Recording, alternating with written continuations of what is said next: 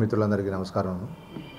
ఈరోజు ముఖ్యంగా మాకు శర్మిలా మేడం గారు కాంగ్రెస్ పార్టీలో పిసిసి అధ్యక్షురాలుగా పదవి తీసుకోవడము మా కాంగ్రెస్ పార్టీకి ఎనలేనంత బలం వచ్చేసింది. అన్నిటికన్నా ముఖ్యం ఏంటంటే కాంగ్రెస్ పార్టీకి ఒక చరిత్ర ఉంది.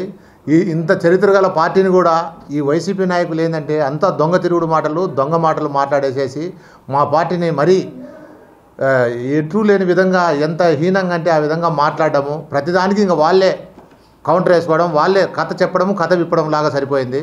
కానీ ఈరోజు వాళ్ళు చేసుకున్న పాపం వాళ్ళకే మూట కట్టినట్టుగా ఖచ్చితంగా ఈరోజు మా కాంగ్రెస్ పార్టీ గురించి వాళ్ళు ఏ మాట మాట్లాడినా కానీ అది తిరిగి వాళ్ళకే చల్లుతుంది అనేటట్టుగా ఈరోజు మాకు దేవుడు సృష్టించిన విజయం అనుకుంటాం ఈరోజు ఇది విషయము. ఎందుకంటే శర్మిలా గారు అదే కుటుంబంలో నుంచి శర్మిలా గారు తిరిగి మాకు పిసిసి పగ్గాలు పట్టుకోవడంతో కాంగ్రెస్ని ఈరోజు వైసీపీ నాయకులు ఎవడైనా కానీ విమర్శించేదానికి హక్కే లేదు.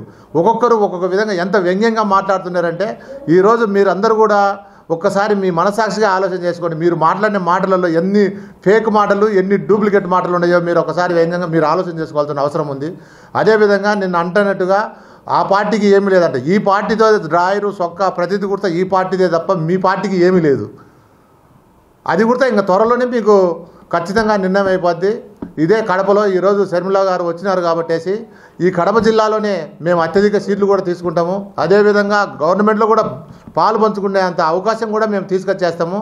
మీరు అంత ఆశామాషగా కాంగ్రెస్ పార్టీని లెక్కేసుకోవద్దు. ఎందుకంటే మాకు 130 సంవత్సరాల నుంచి ప్రజలతో అలీనమైన పార్టీ కాంగ్రెస్ పార్టీ.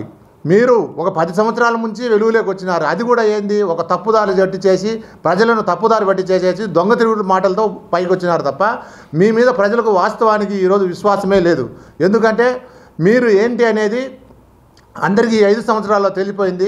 గతంలో రాజశేఖర రెడ్డి గారు ఒక మాట ఇస్తే దాన్ని ఎలా నెరవేరుస్తాడు, కాంగ్రెస్ పార్టీ తరఫున రాజశేఖర రెడ్డి గారు ఒక మాట ఇచ్చిందంటే ఆ మాట జరిగిపోయినట్టుగా అనేటువంటి ఒక నమ్మకం ఉండేది.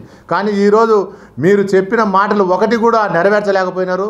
ఈ విషయాన్ని ప్రజలందరూ కూడా ప్రతి ఒక్కరు గమనించినారు. కాబట్టేసి మీరైనా అంతే, తెలుగుదేశం పార్టీ అయినా అంతే, వీళ్ళిద్దరు కన్నా మా కాంగ్రెస్ పార్టీ మేలనేటట్టుగా ప్రతి ఒక్కరు అనుకుంటారు. కాబట్టేసి ఈ దఫ ఈ 2 పార్టీలకు కూడా అవకాశం ఉండదు. కాంగ్రెస్ పార్టీ ముందుకు వస్తుందనే నమ్మకంతో మేము గట్టిగా ధీమా వ్యక్తం చేస్తున్నాం.